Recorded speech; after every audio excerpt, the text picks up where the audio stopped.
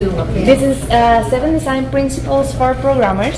So we are being talking about really basic stuff of design, a little bit of UX, and front end also a little bit. I am not a natural English speaker. This is my first speech in English. All right. So I'm nervous, a little nervous, but we're going to be okay. We're a friendly crowd. You're okay. Safe space. Safe space. Thank you. So I apologize for any misspelling or malpronunciation. The reason that I create this presentation was thinking of we both, designers and developers, are working in the same stuff. We are doing a website for our clients. A lot of times we have misunderstandings because we don't have the same language. And also because we developers, or you developers, have to do websites. Once in a while you have to do it by your own. And you need some of those tools. Most of developers come to me and tell me, you seem like doing magic in there. But it's not magic. We learn a little of those principles at the school, and we now are able to apply them. So I hope you can find something here that you can apply to your real day-to-day work. We're good. My name is Ana Laura Coto. You can call me Annie Lou here because it's shorter and easy. I'm Drupal since 2015, so I'm really new to this stuff. I started studying industrial design. I graduated from industrial design school, but I became a web designer because it was easy to find a job, better pay, and also was fun, really fun. I really love to do websites and applications. I love dance, so if you see me tonight at a party or any other Drupal event and you want to dance, just come to me, women or men. I love every kind of dancing, so I will be saying yes. And I love cooking. My mom is a bakery, so she made those amazing recipes and figure out how to do it. I just follow those recipes, and she's always there to help me if anything is not right. So this is me, and he is Carlos. Is my partner. We are living together now, so he helped me with all the stuff here. Oh, I am from Costa Rica. I don't know if I can, but so if you want to go to Drupal Camp Costa Rica, feel free to come to me. I will give you some tricks. Okay, so let me know you and who is in here. How many of you are developers, like hard coders? Back-end developers, okay, front-ends, okay, web designers, okay, good. And how many of you have had to design something, a complete website or just a little part of it because you don't have a designer that made all the comps you need before? Okay, who has to work with, who have had to work with other people's designs and figure out what they are doing? Okay, how many of you is your first camp? Okay, good, welcome. And how many of you are really old on this stuff? How many years? 10 years, 5 years? 8. 8, okay, good. This is awesome about Drupal. You can be here the first day and really feel like it's home, or feel lost and find someone that could help you to go into this thing. So I wanted to start this conversation between developers and designers, and I came up with those first ingredients. Those are the stuff that a designer is thinking about at the very beginning of a project, trying to make an image or a branding for this website. We figure out a color palette, some line and shapes and size, textures, everything that give us like the feeling of the design. But we know how projects are. We start with something in our minds. We came back and forward. We interact a lot of times in the project. And at the end, we don't know actually what is going to happen with this design. Those procedures or design principles should be there to maintain like a framework for visual aesthetics to be like a continuous over the project. So if we are going to add a new module or a new component to the site, we should follow the same like procedure that we set up at the beginning. So we are going to be talking about all of the things that are in the screen. Those elements are from classic design, but they are still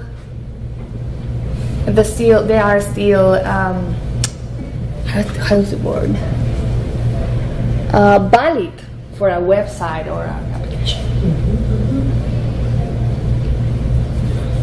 So what should we do to keep this system organized and congruent? The first one is alignment. So we put some elements in the website and we try to line up those elements in either way, the top of the page, the left side, or centered design. This creates a reading guide for the user, so he knows where to start and when it ends.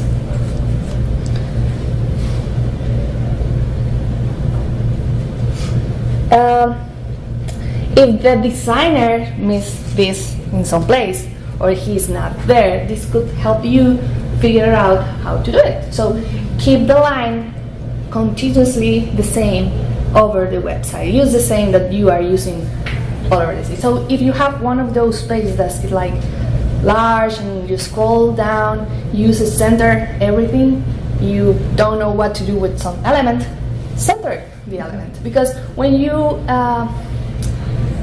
use this, when you have a responsive design, they should the behavior should be the same over the break. This is an example. Simple layout. We have a grid, a normal grid, and some elements. We try to align those. So use the grid. I don't know why, but most of the projects that I see, we agree with that grid, developers and designers at the beginning, but we never use it. So use the grid. It's a really helpful tool to have all your elements aligned in the same way. So this is like a simple wireframe, and it looks like some elements there. You could have a logo, a menu, or some text, images, that stuff. You have the grid behind those, and it also could be a magazine or a newspaper. So we are doing this by 2 centuries using the grid. So it will apply for everything you do, a wallpaper, a presentation, or a website. Number 2, balance. So this visual weight of the elements in a composition would affect the perception of the user. So you can do it safe way and everything like symmetric, or you can do it a little interesting or a little fun. Just trust in your eyes. If something seems to be good, it's probably not well balanced. This became with a little practice, but we can have some clues here. So we have symmetric balance. We will always want it to be like this, like developers and programmers.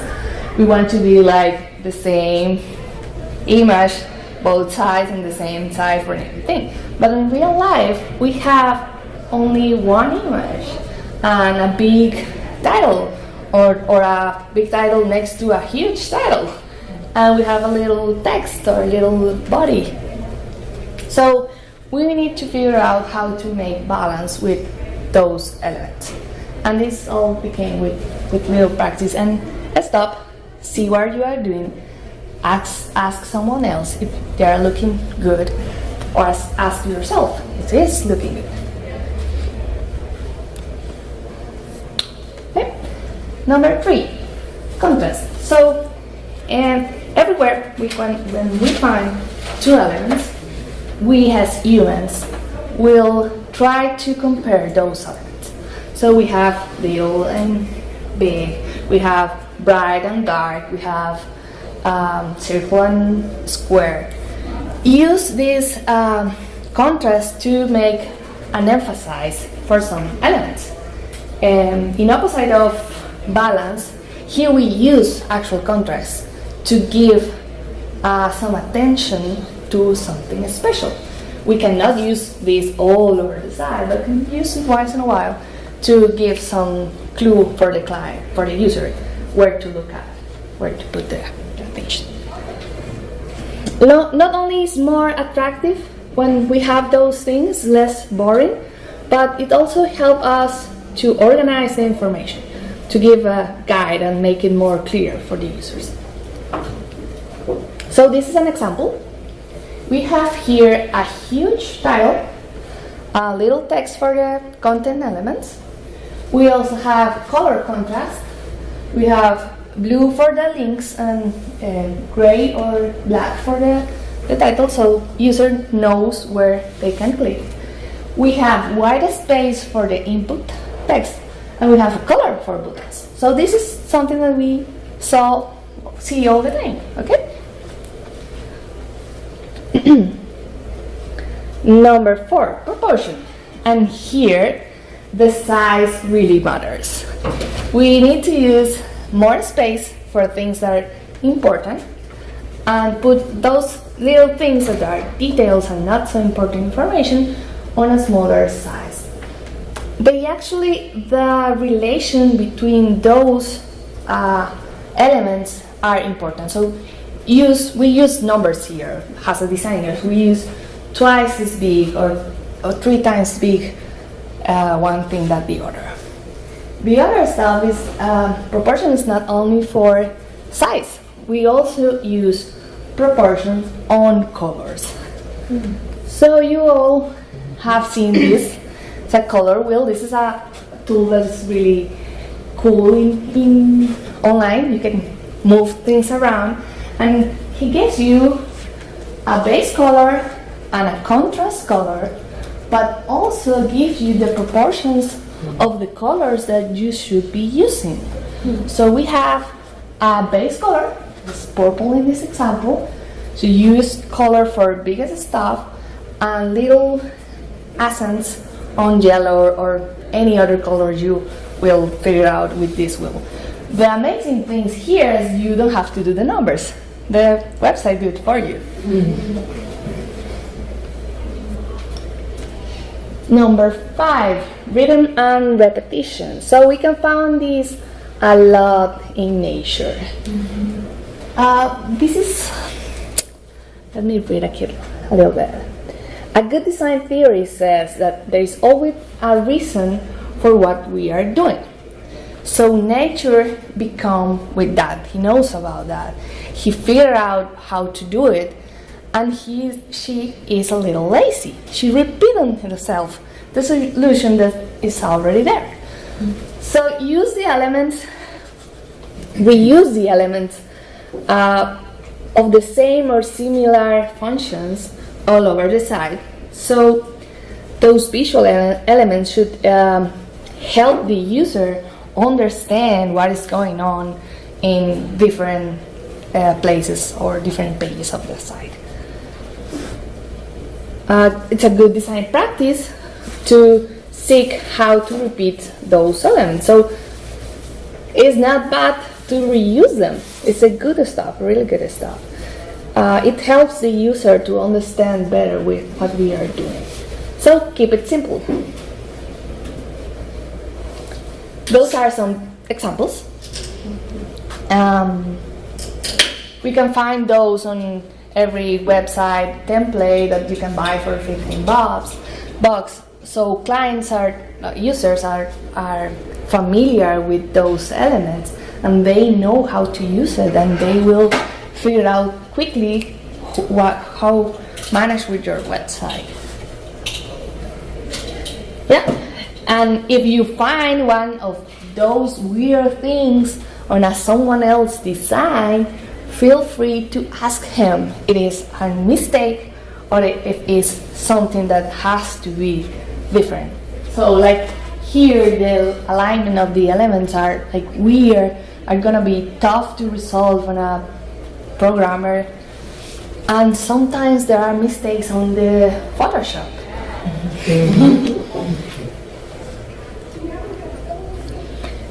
Number 6, proximity. I don't know if I'm going too quick, but we are almost done, so feel free to ask something. So we create relationships, if we are thinking of that or not, when we put things together, and people will understand those elements as a group. So if you want to help user to understand something as a group of images, like a gallery or something, use the space and put things closer together. Use the color too, or the shape, or the stuff. They will understand that you are talking about the same thing. In the other way, if you left too much space between the things, people tend to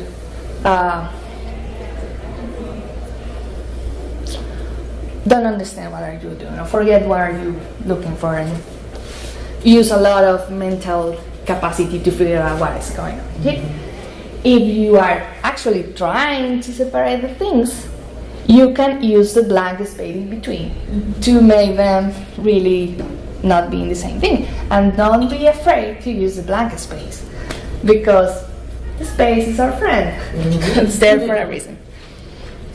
I have a question about that. Sure. So, what advice would you give to someone who is getting pushback on blank space from a non-designer? That is the phrase that I use. Be aware that white space is good. It's not a bad thing. It gives you air to understand what is around the thing. It's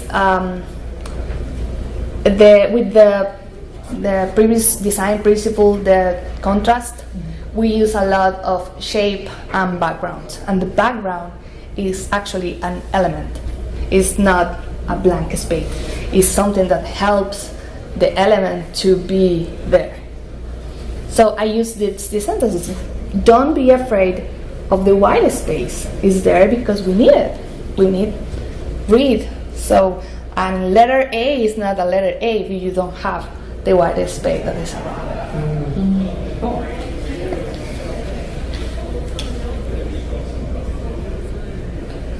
Oh. Yeah. So number 7, hierarchy. When an element appears more important in comparison with the other elements around, it's probably because we want to make some point in here. So we use color as a differentiator, or size, or we will put it in the first of a list to make this user put attention on that and stop a little bit, spend a little more seconds on that and understand what it is.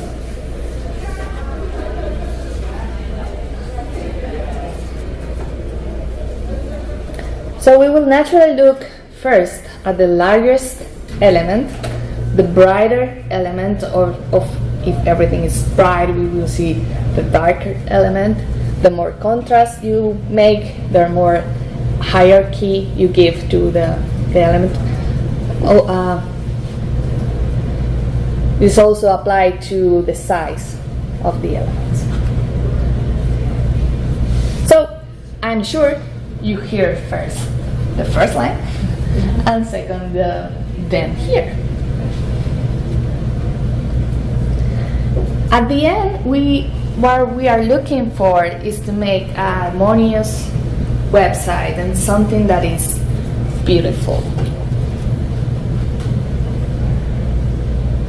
It's easygoing for users to go to a website that have some consistency on those images and colors and proportions, so they know how to understand any element in the page, where to move, when to stop, and they will appreciate that from us. All the elements should create a single website. They are all on the same page, and there's nothing that should be there without a reason. We don't have to have nothing less and nothing more than what user really needs to understand. So, this is the end of the presentation. Have you questions? Or something that experience yourself about this? Yeah? So, something I've experienced is having a blank space in what's considered to be like high value real estate on the page, like above the fold, and a request from a non-designer to occupy that space in a way that doesn't serve really the user at all. Like two conflicting elements maybe, where they're sized this like exact same weight. There's not really maybe great contrast, so it's almost creating a conflict for the user on which one to engage with. I think what is happening to you, the client is trying to design the site. Yeah. So a tool that Carlos gave me a few years ago is ask the client, what is your need versus what do you want? But because if you want the user be happy, we know how to do that. We are working on that 30, 65 days a year. But yeah, that's a good scenario. Tell me the what, and I'll help with the how. Right. So if they say, well, they are equivalent and they're weighted, well then maybe you're looking at a 50-50 and you get them as partner pieces. But if they're like, well, because it sounds like you're also struggling with somebody's like take up every available ounce, density equals quality, right. And it's like trying to convince them that. I mean, we have better luck sometimes with sort of content analysis where I'm like, what's your most important priority that people get done, and then 2, and then 3, and that ends up from a business standpoint feeding almost the top down of what the flow looks like, and they're like, oh, that's less important. So you're like not just below the fold, but maybe on another page, or not primary nav, or you know what I mean? Like, yeah. But it is sort of, it's a struggle because I know I can't design, but I can say, oh, this should be very important.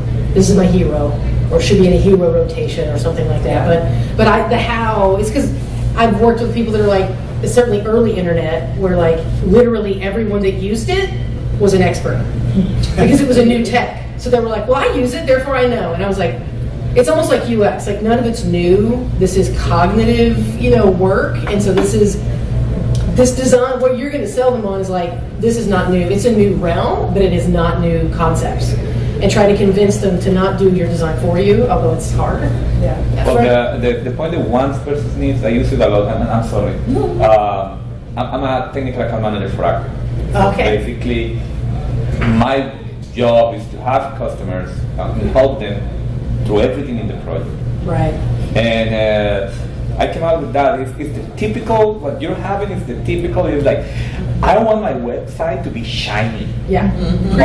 Okay. Pretty. Cool. And I started, okay, we need to find out, or you need to guide those people to know what is a want and what is a need. What I basically mean by that is, bosses always look, oh, I saw this website and it looks so cute and it doesn't have any white space, I want that. Yeah. Is try to guide the conversation for one is, do your users need what you want to put in there?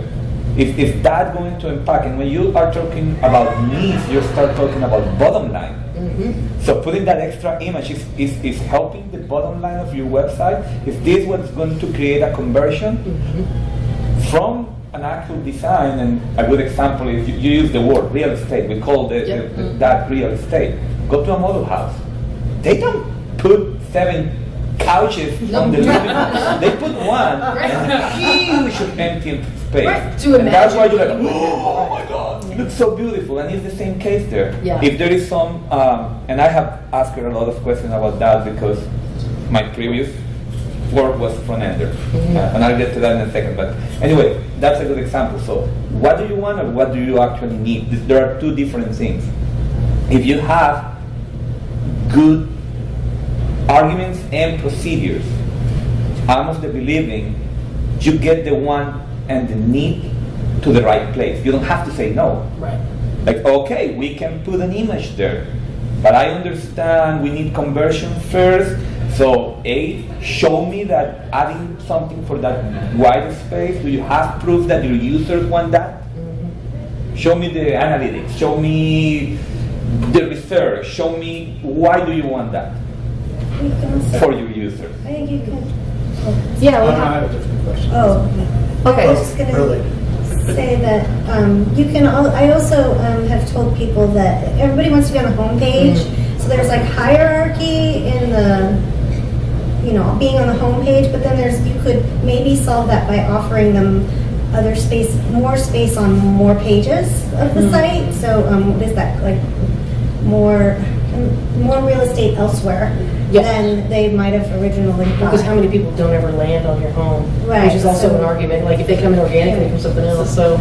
So I had a project when I was younger, and it was a nonprofit, and they wanted to put donate buttons everywhere there was Yeah. a blank space. And, and it was, The blinkers. yeah, they wanted like a big green one here and another one there, and make sure you put one as soon as people scroll more.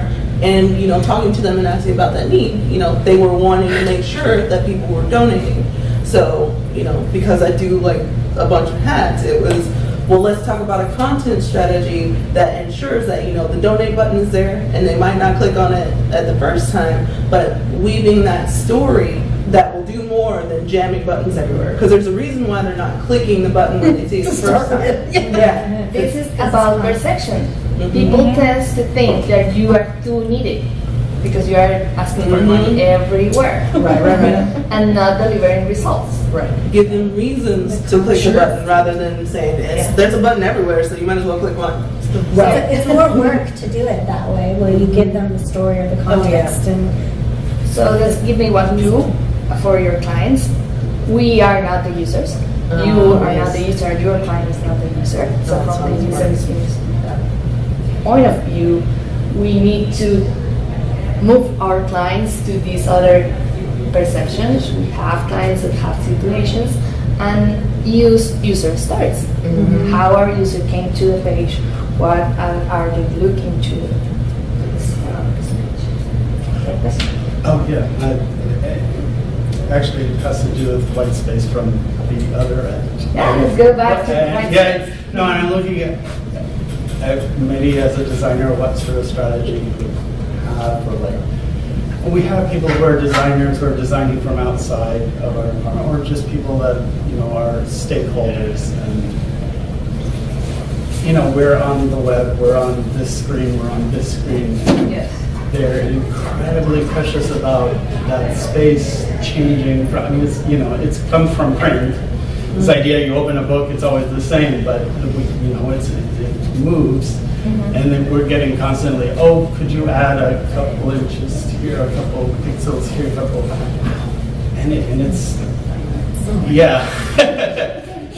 Yeah, it could be like a week next to Yeah, next week. And within Drupal, it's like, I don't do Drupal, but I listen to my coworker, cursing as he's trying to move this thing in this particular view. I mean, what is a good strategy for saying, how do you negotiate that? I think one problem is designers from the classic university, classic school of design. We think on solid, like printing, that is always there. We need to move into a responsive, flexible number. So like use percentage, we use math to calculate the spaces between one, other elements. Sometimes it's not, we cannot afford the effort of fix every button size for a menu if we could have like a same size for every menu. Right. And make that works. So, if you are using Agile, you can give weight to those stories. What is more important? Have a menu or have one more pixel for the post. Yep. Yeah, that works. Also, just talk with the designers.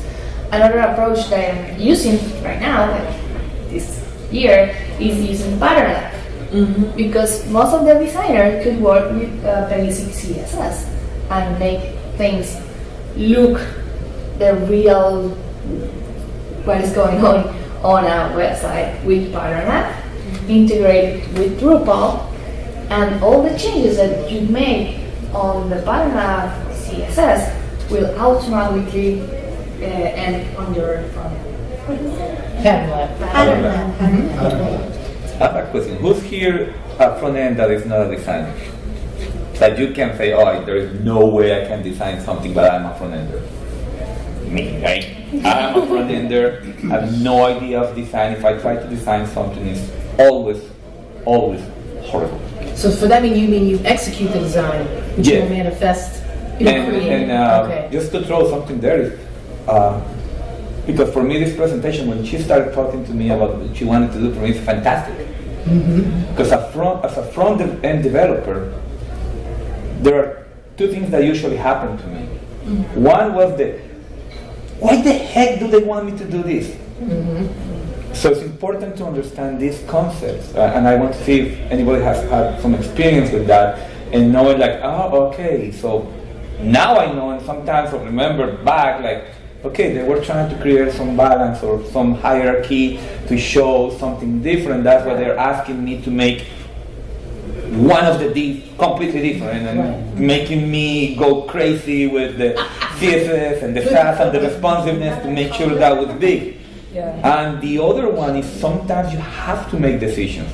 Sometimes stuff that is in the design is really very costly. I have an experience on a website when they wanted a menu that was full on top. I don't remember if it was a stick. I don't believe it was a stick, but it was full on top. But they wanted every box of the menu to be the same size. Ooh. Exactly, that's the design, and now we need it that way. So I had to have a long conversation, like, I understand if you want to do that. I can do it, make it happen. But that means I have to spend hours over every media query, over every size to make sure at some point, and create calculations for the font doesn't go out, what happened. I may have to limit the amount of letters that you can put on the menu. I mean, it's a bunch of stuff just to make sure in every place, except mobile of course, the menu had each one the same size. So home and contact us should be the same size. Like, but not having these tools, for me was pretty hard to have that conversation. Oh yeah. Well, I just had to send to I'm not the developer on the team, front or back end. I got brought in as the sort of UX person, UX and people person, because none of them want to talk to people. So I'm that person. And I just had to share with them a great article I found that UX is not UI.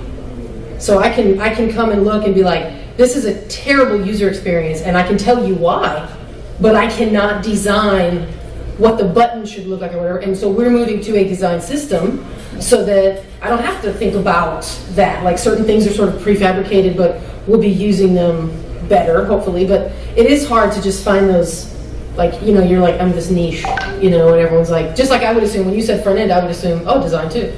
I wouldn't think the different, but yeah. Another thing that helped me a lot was SketchUp. Sure. Instead of Photoshop. I don't know if some of you works with Photoshop. Oh, it's so much. That's its own thing. Right. I use. Did you happen to see, I wondered, I didn't get to go, but part of the team went to DrupalCon Nashville. Yeah. Did you guys go? Did you go to the Principles of Content Layout? With, it was I forget what track it was under, I have it, but the video, I was very excited because when I read your description, I was like, yes, this is the historical why, the sort of reasons, like we're not reinventing the wheel here. It's only 38 minutes, but they were so straightforward, very similar, but, and she took examples of classic art and was like, here's balance, or here's perception, or whatever. It was incredible, and it was funny because my boss, Paul, had gone when I was following along, posted the videos, and I saw, oh, and I had already watched it. They came back, and he's like, you've got to watch this one. I said, Principles of Content Layout, and he was like, yes, that's the one, and it was really enriching. So I will send it, because I think you might enjoy it. Not new to you, but it would be good to I think that's one of the wanna be there, but DrupalCon is huge and Oh. you cannot be everywhere. No, exactly, which is why the videos are so lovely. So yeah, for sure. This is a great one. What's really helpful about this is that I am not a designer, but I am tasked with it, and I don't have the skills to do it, as an actual designer could. So these are great principles to just like get a foundational understanding.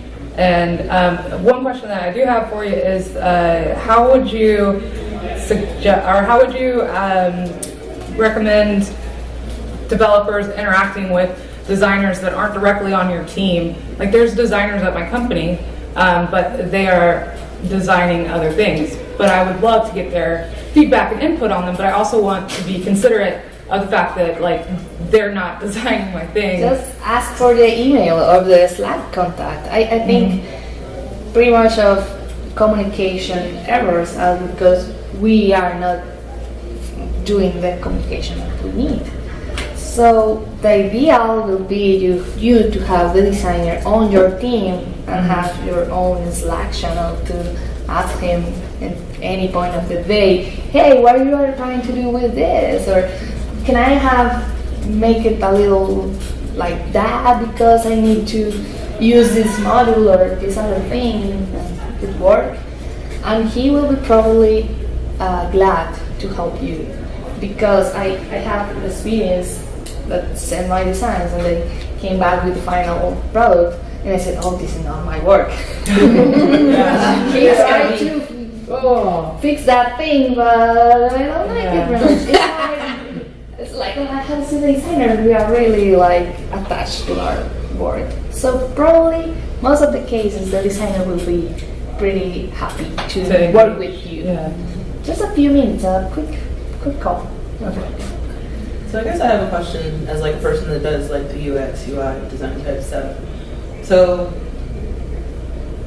have a developer so we'll get a project, right?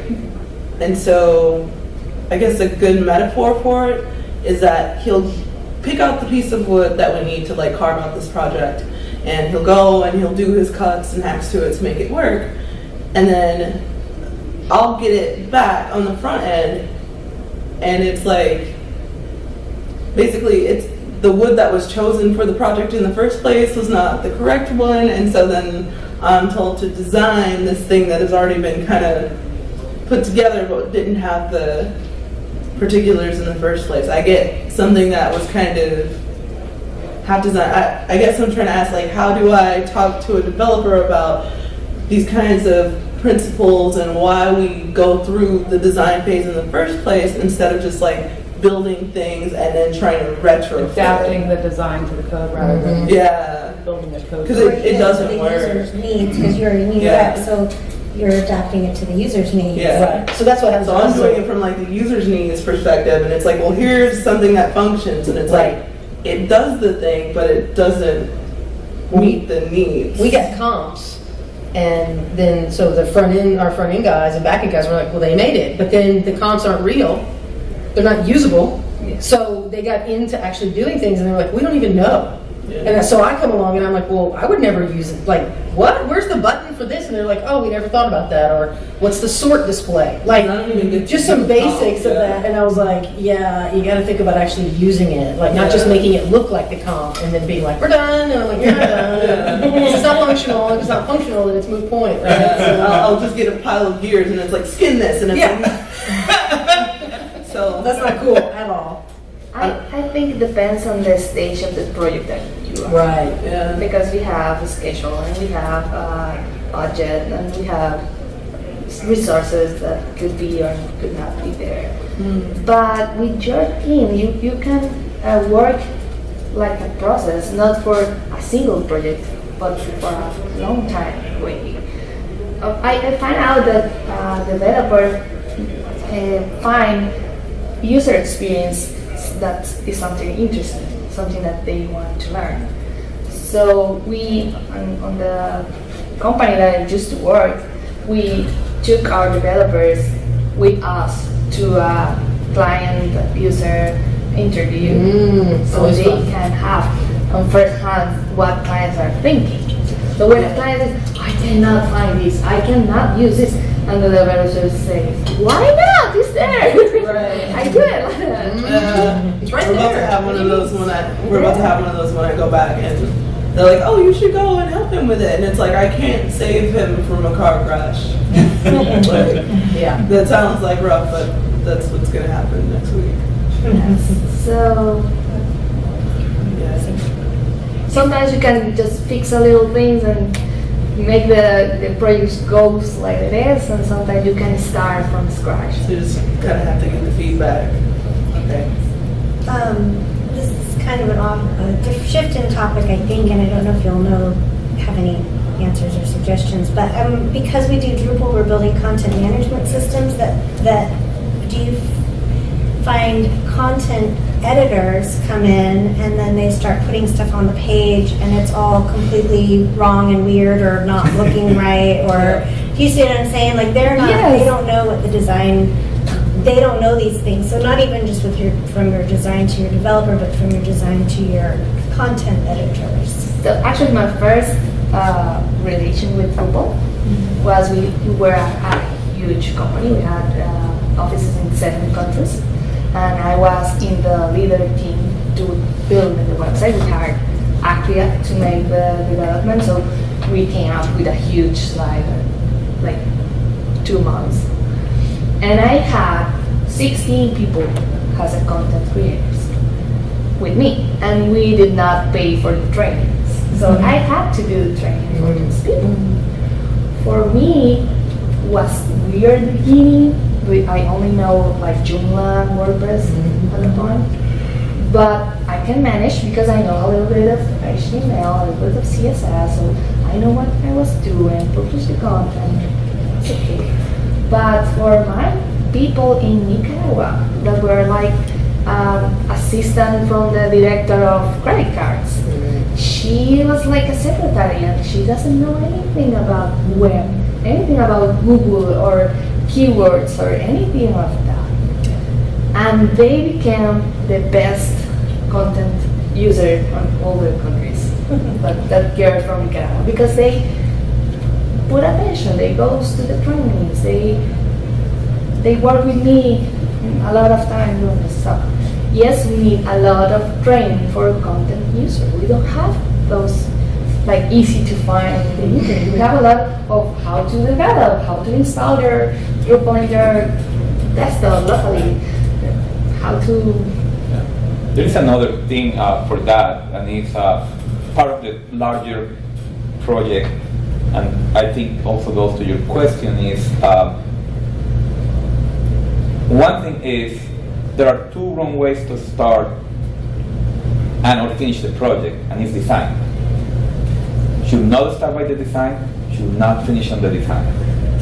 That's why you have user stories. Each user story should have the main design. Now, we have comps at the beginning, and I love all this because the comps, basically what they're showing you is what's the alignment that's going to be used. What is the colors or the palette of colors that is going to be used. What is the concept of balance and contrast that is going to be used. but they should not create your user stories. And it happens a lot. And then there is a bunch, like you were saying, and how do I use this? Like, oops, but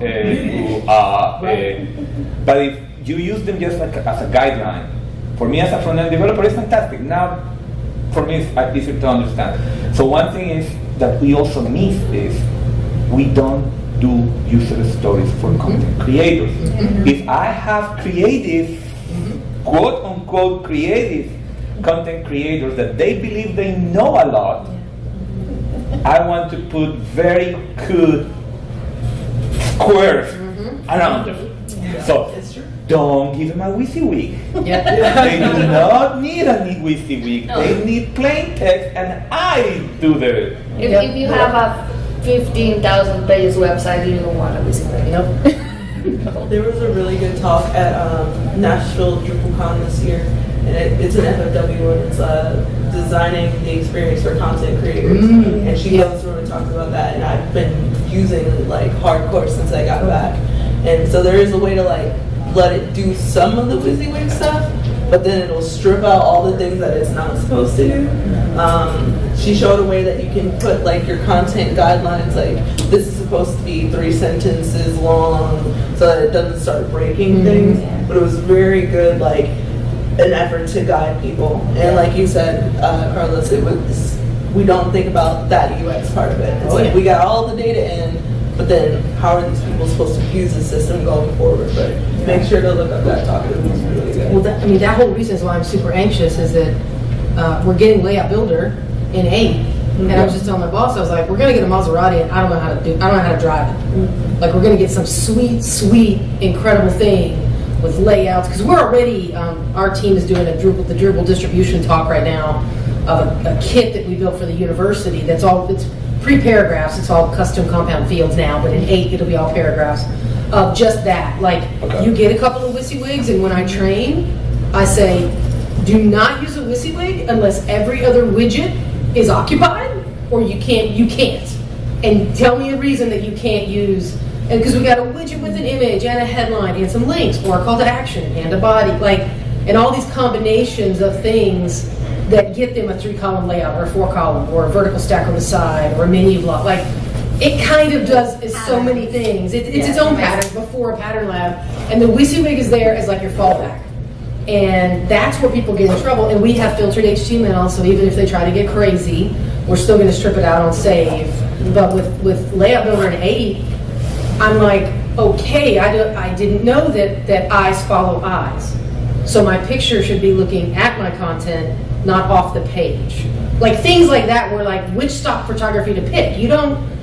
Naturally to you, but for me, I'm like, oh, that makes sense. The eyes should be looking at what I want them to look at, not away. And so that's what that one video kind of goes into, and it's just same thing. Some key principles that are just pictures from art that show you like, oh, this has been happening since before the Renaissance. You know? I have to train my people not only on content management, but creative process. Yes. Like color management or basic marketing, online stuff. Like think on your title, think on your first line of the description. That using click here. Yes. So all those there's things. a lot of stuff around Drupal that are not actually Drupal. Right. You need to handle. It'll make it better. Yeah, richer experiences. Also, may help. Again, that's my job. Like try to help people solve those issues. And one, I just had it with a customer. They were arguing about a blog that they were promised but wasn't there, and then the developer was trying in panic with all the reasons for the first time, because they're like, we cannot promise you to have something that you can put anywhere, whenever you want, wherever you want, when you want, because it's difficult. So I finally got to make them understand, and this is the reason is nowadays projects do not end. Yeah. Never end. Software projects do not end. No. Period. I have some customers now are arguing with higher up because they need to give a deadline. Yeah. Like, so Carlos, what is going to be my deadline? You don't have a deadline. Yeah. There is no deadline. That's when we build for phase Agile 1. doesn't exist. It doesn't have a deadline. You can give a date, something is going to work. Yeah. Because it's nice. But one thing that I finally made this customer understand is, look, this is what the developer is trying to tell you, and that's why he's panicking with all the reasons. I know you want to have some freedom that you're going to have with layout. Right. But your customers, your internal users, everybody needs to understand you can get as creative as you want, but you most likely will have to develop something for that. Yeah. Good example is AMD. I don't know if you know their website. No. That website uses about 1,000 paragraphs every 2 weeks. Wow. Easy. And Andy and the team, I know they constantly have to work on new CSS. Because somebody came with a new way to use the paragraph and they need to fix it. Yep. And that's okay. Because it's an iteration. So it's important for people that is asking for that freedom to understand, I can give you this freedom. Layout Builder now, God bless Chris and everybody, is going to help with that. But for everything that you want to do, the worst thing that you have with Drupal is that when somebody asks you, can I do this? You say yes. There is only one answer. Yes. Yes. How long? How much money do you have? How long? How much resources, money, people, time are you willing to spend on that, and what are you gonna get out of it? Yeah, right. All right. Yeah. That's the question. That's a different question. So the point is, make your customers, make your internal customers understand. Yes, you can have the freedom. Yes, you're gonna have the freedom. As a developer and as a project designer, not graphic, but designing the project, give control freedom. Give freedom one step at a time. So what I propose to this, like, you're gonna get the blog with these 3, 4, 5 users. It has the potential to have a 6th use. When that 6th use comes, that becomes a user story, and you throw it at the backlog, and you give it a priority, and eventually in your project, you develop that new use. So give control freedom, and make sure everybody knows you have the freedom, but if you use it, something weird may happen. Oh yeah. Somebody will abuse it for sure. And when it happens, we're gonna do it. She has a great example that she forgot or forgot to mention is her boss in the previous job decided to give style because they have a power user and the power user was using it and he was gonna use it carefully. And one day they came and the new side looked exactly like the old side. On one page. Wow. And of course, panic. Yeah. They call us, we are trying to look like Side is that. down. People are People thought style the side JavaScript to make the site look whatever he wanted to. No. So you will go to that page and it's like you move into a different New dimension. So- I have a lot of stories about that. So when you have, so the point is, when you're creating your user personas, all these concepts should also apply to your internal user. And know your people. Don't develop for you, or develop or the for boss. them, Yeah. and what it works for them. A good point on that is, when you have this as a front-end developer, I understand you're a front-end developer, you said, when you are trying to talk, sometimes you're talking from the CSS standpoint. Most likely you're doing it. So you're thinking on what works for you, the designer is thinking what they work for them, and it's the same with the creators. Start thinking what the user, about that user, not about what works for you.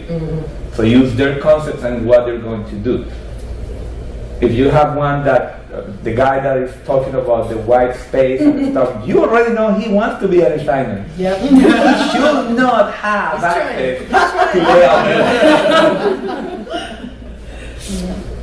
Unless he is in these events, learning best practices, and he's actually talking a lot about best practices and it makes sense, okay.